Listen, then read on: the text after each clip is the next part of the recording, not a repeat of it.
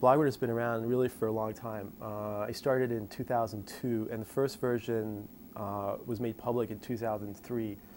At the time, more and more people were starting to self-publish over the web, mostly because blogging tools were becoming better and more widespread.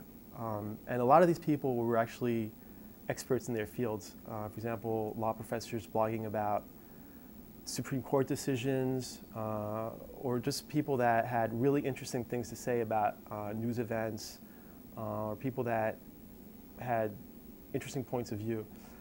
At the same time, these people are having conversations between themselves, amongst themselves, and they were also linking back to the media. At the time, the media wasn't really linking back to them. But all this activity created a web of content that was waiting to be mined, that was just very interesting. So Bloggrunner at the start was really an effort to tap into this collective wisdom and organize it in a way that made sense and that would be just useful for other people. Okay, so this is the Bloggrunner homepage. What the homepage tries to do is give you a snapshot of what's happening right now on the web. And I mean right now. The three top stories are the Iowa debate from last night. People are still talking about it. The Mitchell report, and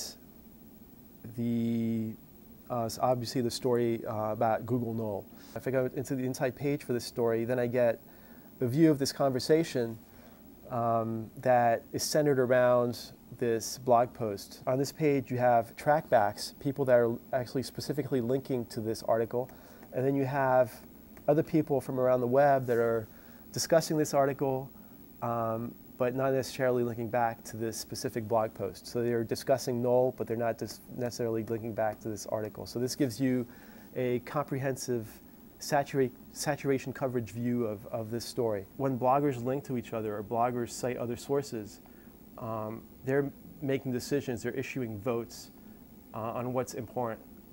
So a system like Bloggrunner actually piggybacks off that in order to organize and rank news events.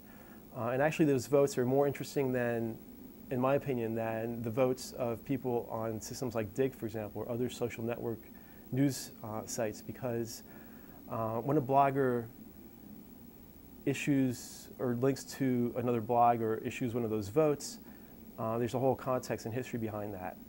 So that can be used in order to create a news service that organizes news in a different way.